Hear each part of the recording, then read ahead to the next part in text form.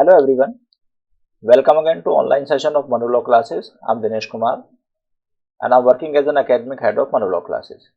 So dear students, in today's session, I will discuss with you the current legal GK from 1st of August to 15th August 2023.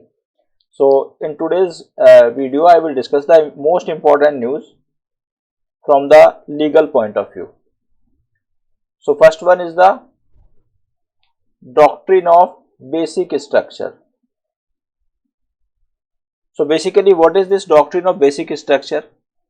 I am discussing this news with reference to the revocation or abrogation of Article 370 of Constitution of India, जो कि Jammu and Kashmir को एक special status देता था। तो अभी से, जैसे कि आपको याद होगा कि 2019 में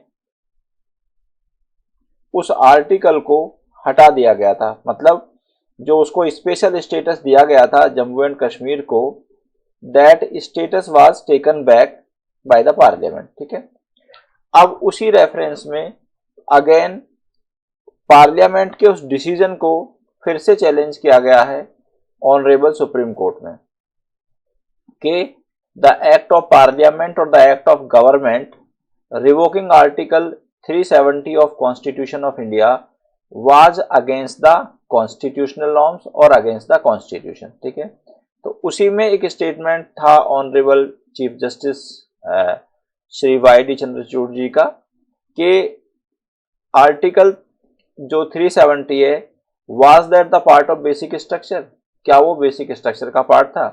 अभी उस पर प्रोसीडिंग चल रही हैं, उसके रेफरेंस में अभी हमारे पास कोई फाइनल वर्डिक्ट नहीं है। जैसे ही फाइनल वर्डिक्ट आएगा we will let you know. ठीक है, तो अभी हम समझ लेते हैं what is this doctrine of basic structure. तो बेसिकली देयर इज पार्ट 20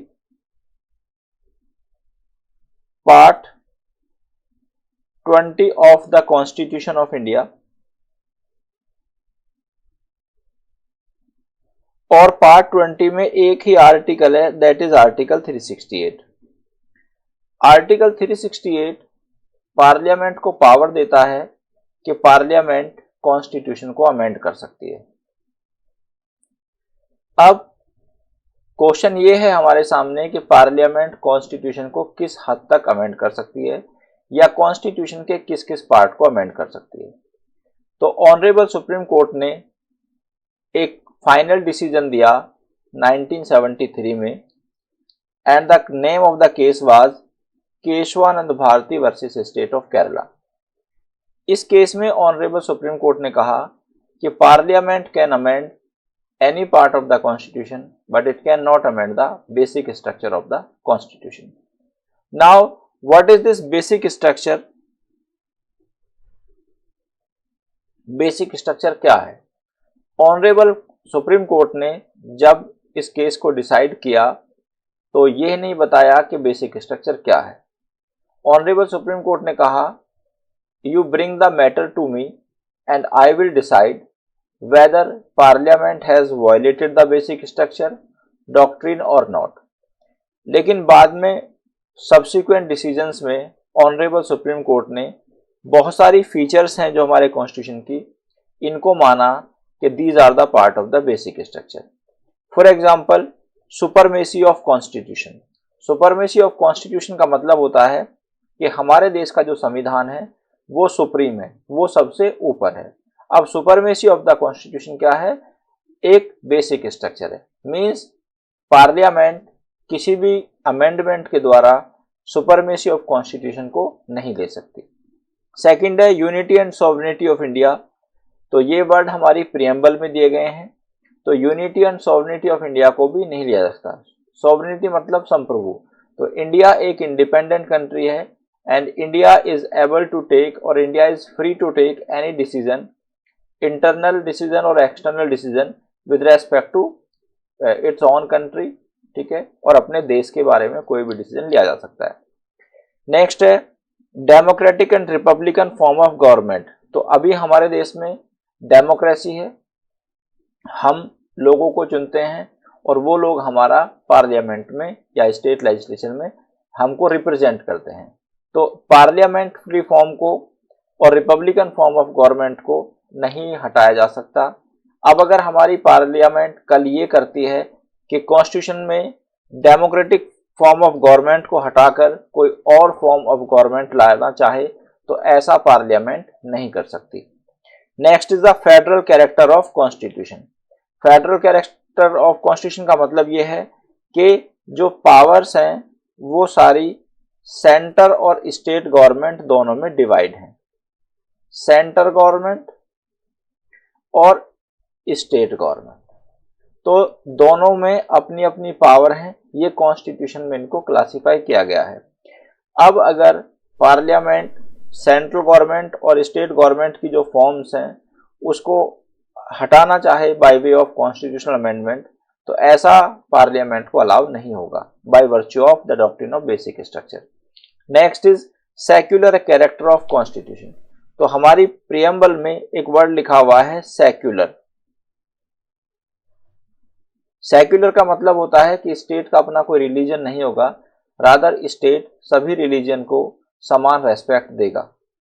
अब ये वर्ड इनिशियली हमारी प्रियम्बल में नहीं था, ये वर्ड जोड़ा गया 42nd कॉन्स्टिट्यूशनल अमेंडमेंट के बाद। कब जोड़ा गया ये? 42nd कॉन्स्टिट्यूशनल अमेंडमेंट के बाद जोड़ा गया। और ऑनरेबल सुप्रीम कोर्ट ने एक केस का नाम है SR Bommai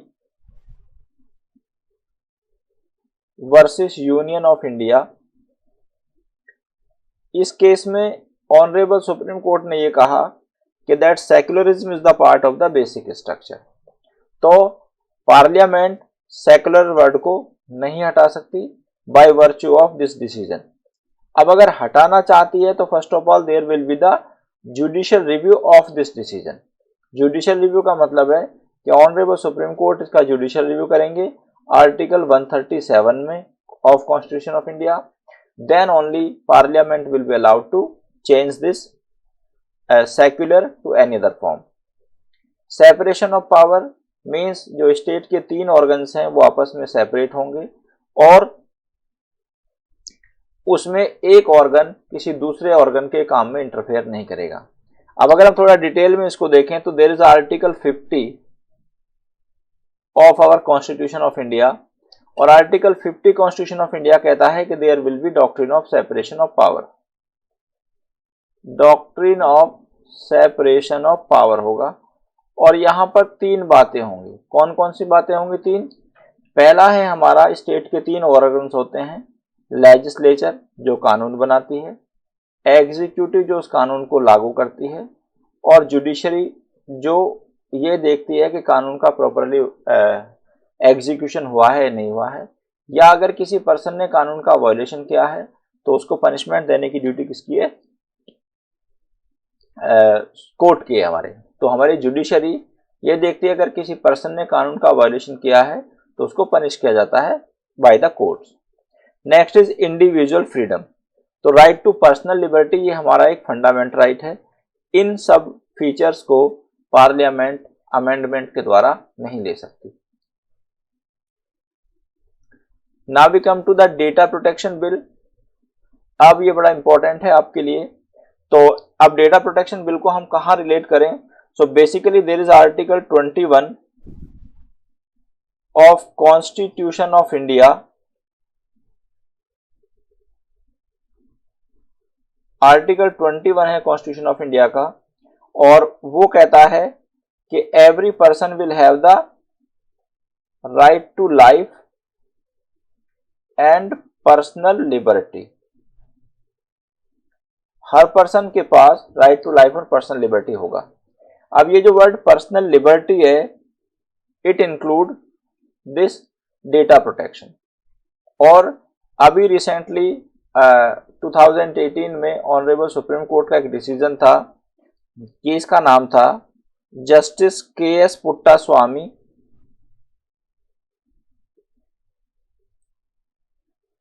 versus union of India.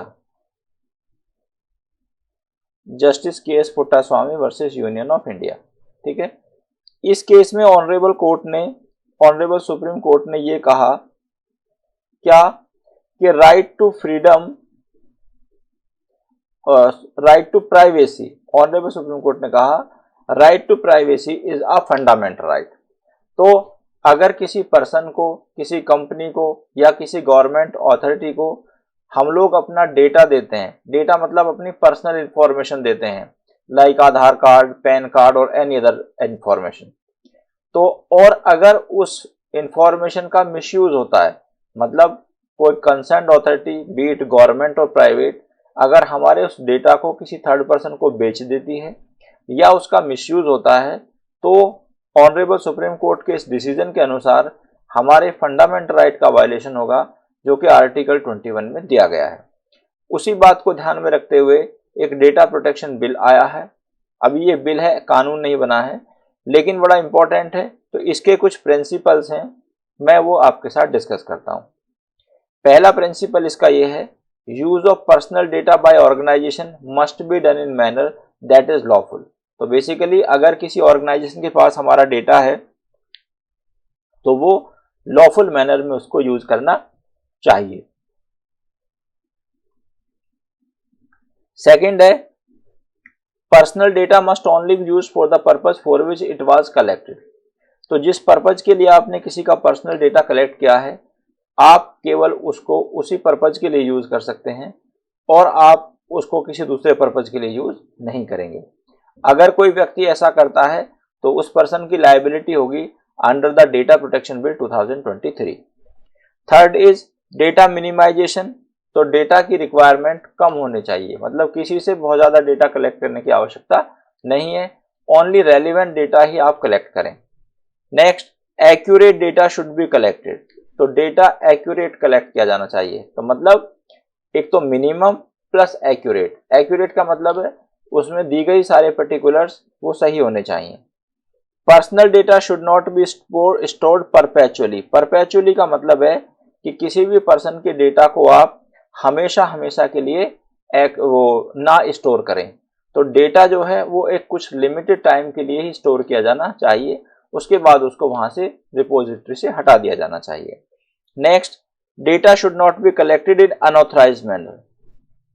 तो डेटा को किसी गलत तरीके से नहीं कलेक्ट करना चाहिए। And next is the person who decide the purpose and means of processing of data should be accountable for such processing. तो बेसिकली उस पर्सन की जिम्मेदारी है जो उस डेटा को प्रोसेस कर रहा है। तो मान लिया अगर एक अथॉरिटी ने, किसी एक पर्सन ने डेटा को कलेक्ट किया, तो यहाँ पर उसकी लायबिलिटी होगी कि अगर वो डेटा वहां से चोरी होता है या उसके साथ कुछ और उसका मिसयूज होता है, then that person would be held liable for the same. So these were some principles based upon the new data protection bill. Now we come to Supreme Court stay on conviction of Sri Rahul Gandhi. तो अभी जैसे अब ये news में था, तो राहुल गांधी का जो कन्विक्शन हुआ था डिफामेशन के केस में, उस पर फाइनली ऑनरेबल सुप्रीम कोर्ट ने स्टे लगा दिया है। अब हम इसको थोड़ा सा समझते हैं। तो जैसे ये डिफामेशन को डिफाइन किया गया है सेक्शन 499 आईपीसी में, और डिफामेशन क्या होता है कि जो भी व्यक्ति ईदर बाय वर्ड्स, और वर्ड्स कैसे होते हैं, स्पोकन या रिटन, और या इंटेंटेड टू बी रीड। तो अगर कोई व्यक्ति कोई ऐसे वर्ड बोलता है, भले लिखकर या बोलकर, या किसी और साइन के द्वारा या किसी और विजिबल रिप्रेजेंटेशन के द्वारा, वो ऐसा करता है जिससे किसी पर्सन की जो रेपुटेशन है वो समाज के राइट थिंकिंग मेंबर की नज़रों में कम होती है, तो वो पर्सन डिफामेशन के लिए लायबल होता है। अब हम इसको रिलेट करते हैं राहुल गांधी जी के केस से। तो बेसिकली राहुल गांधी जी ने एक किसी पर्टिकुलर रैली में प्रधानमंत्री श्री नरेंद्र मोदी जी का जो सरनेम है दैट इज मोदी, उसके बारे में कुछ स्टेटमेंट दिए, जिसके बाद उन पर डिफामेशन का केस फाइल किया गया और गुजरात के कोर्ट ने उनको उसके लिए कन्विक्ट कर दिया। गुजरात की कोर्ट ने उनको सजा दी 2 साल। अब यहां पर एक टेक्निकल पॉइंट है। तो बेसिकली सेक्शन 499 डिफामेशन को डिफाइन करता है और सेक्शन 500 जो है हमारा, ये डिफामेशन का पनिशमेंट बताता है। डिफामेशन का पनिशमेंट है, मैक्सिमम पनिशमेंट है 2 इयर्स। अब इसका एक कॉन्सिक्वेंसेस और है, क्योंकि जो राहुल गांधी जी हैं वो मेंबर ऑफ पार्लियामेंट हैं, जब according to representation of people act 1951, अगर कोई व्यक्ति जो कि मेंबर ऑफ पार्लियामेंट है और उसको 2 साल की सजा हो जाती है या 2 साल से ज्यादा की सजा होती है, तो वो पर्सन अपनी पार्लियामेंट की उस पर्टिकुलर पोजीशन से, means the member of parliament से डिस्क्वालीफाई हो जाता है। जब गुजरात कोर्ट ने ये डिसीजन दिया कि राहुल गांधी जी को 2 साल की सजा मिलेगी, इस आधार पर रिप्रेजेंटेशन ऑफ पीपल एक्ट उनके अगेंस्ट एप्लीकेबल हो गया और उनको उनकी जो पार्लियामेंट की सदस्यता थी, मेंबरशिप थी, वो चली गई। ठीक है। बाद में इसको चैलेंज किया गया हाई कोर्ट में, हाई कोर्ट ने कोई रिलीफ नहीं दिया। बाद में फिर इसको फर्दर चैलेंज किया गया ऑनरेबल सुप्रीम कोर्ट में, लेकिन ऑनरेबल सुप्रीम कोर्ट ने जो ट्रायल कोर्ट था या लोअर कोर्ट था उसके कन्विक्शन पर रोक लगा दी। तो जिसका कॉन्सिक्वेंसेस क्या हुआ, जब उसके कन्विक्शन पर रोक लगा दी तो वो ऐसा माना गया कि राहुल गांधी को कोई सजा नहीं मिली है, और जिसका कॉन्सिक्वेंसेस क्या हुआ कि वो रिप्रेजेंटेशन ऑफ पीपल एक्ट में डिस्क्वालीफाई नहीं हुए। ठीक है। और फिर दोबारा से उनको उनकी जो पार्लियामेंट की सदस्यता थी, जो पार्लियामेंट की मेंबरशिप थी, वो उनको दोबारा से मिल गई। ऑनरेबल सुप्रीम कोर्ट ने रीजन क्या दिया? ऑनरेबल सुप्रीम कोर्ट ने रीजन ये दिया कि जो लोअर कोर्ट का डिसीजन था, उस डिसीजन में उन्होंने मैक्सिमम पनिशमेंट उसको 2 साल दी। ठीक है। अब अगर वो 2 साल से एक भी दिन कम पनिशमेंट देते तो Rahul Gandhi ji representation of people act में लायबल नहीं होते। ठीक है। तो ऑनरेबल सुप्रीम कोर्ट को ऐसा लगा कि जो 2 साल की सजा है, that was not based upon any reason, that was not based upon any logic. अब ये रीजन या लॉजिक की बात को अगर हम समझें तो there is article 21 in our constitution of India. Simultaneously there is a term, these are known as there is a term that is known as principle of natural justice. तो एक प्रिंसिपल ऑफ नेचुरल जस्टिस है कि जब कोई decision court देगा तो court को उस डिसीजन का रीजन भी देना होगा। सिमिलरली आर्टिकल 21 की भी रिक्वायरमेंट है by virtue of decision of Maneka Gandhi versus union of India AIR 1978 के कोर्ट कोई भी डिसीजन देगा तो उसको उसका रीजन भी देना पड़ेगा। सिमिलरली इस केस में, राहुल गांधी जी के केस में, लोअर कोर्ट ने राहुल गांधी जी को 2 ईयर की पनिशमेंट दी, लेकिन 2 ईयर की पनिशमेंट क्यों दी, उसके पीछे क्या लॉजिक था, it was not properly explained by the honourable lower court. तो इस आधार पर ऑनरेबल सुप्रीम कोर्ट ने राहुल गांधी जी के कन्विक्शन पर रोक लगा दी और फिर बाद में उनको उनकी सदस्यता जो member of parliament, membership of parliament, उनको वापस मिल गई। Now we come to next news. Parliamentary panel suggests reducing the age to contest the Lok Sabha and Assembly poll. तो बेसिकली क्या है, अभी हमारे देश में आर्टिकल 326 के अनुसार वोटिंग एज जो है हमारी वो 18 साल है। इसका मतलब जब हम 18 साल के हो जाते हैं तो हमारे पास वोट डालने का अधिकार हो जाता है।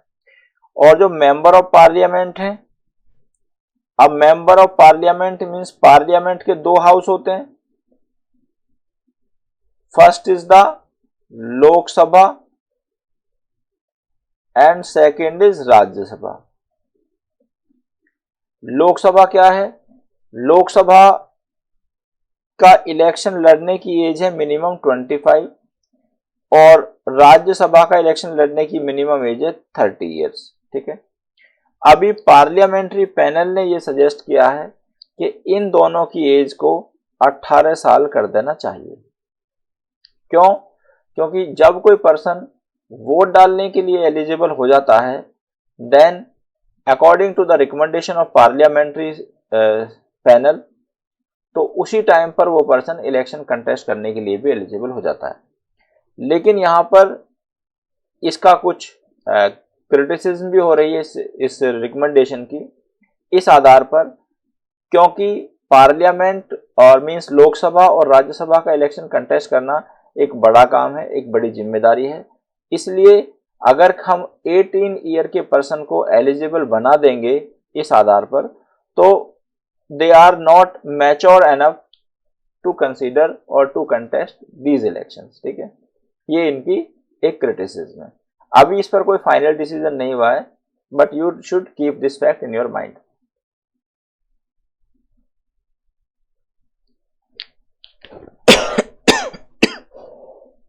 Sorry. Now, the Chief Minister had constituted the expert committee headed by Justice retired Rumi Kumari. तो बेसिकली जो हमारे उत्तराखंड के चीफ मिनिस्टर हैं, सॉरी आसाम के चीफ मिनिस्टर हैं, बेसिकली हमारे आसाम के चीफ मिनिस्टर हैं हेमंत कुमार बिस्वा। उन्होंने जो है एक एक्सपर्ट पैनल बनाया है, कमेटी बनाई है, जो ये है हमारा पॉलीगैमी। ठीक है, पॉलीगैमी को खत्म करने पर विचार किया जा रहा है। अब हम थोड़ा सा इस पॉलीगैमी के बारे में समझते हैं। तो बेसिकली देयर इज आर्टिकल 25 और we can say the article 25 to 28। These articles are related to the right to freedom of religion. Right to freedom of religion, ये right to freedom of religion से related है। Right to freedom of religion का मतलब यह है कि हम citizen of India के पास ये फंडामेंटल राइट है कि वो हम किसी भी धर्म को छोड़कर किसी दूसरे धर्म में जा सकते हैं और फिर पहले धर्म में वापस आ सकते हैं। ऐसा हमारे पास फंडामेंटल राइट है। अब जो व्यक्ति जिस धर्म में जाएगा, फिर वो उस धर्म के रीति रिवाजों को फॉलो करेगा। तो फॉर एग्जाम्पल, जो हिंदू लोग हैं, हिंदू में केवल एक मैरिज अलाउड है, तो मतलब हिंदू केवल एक पत्नी रख सकता है। लेकिन अगर हम मुस्लिमों की बात करें तो मुस्लिमों को 4 वाइफ रखने का अधिकार है।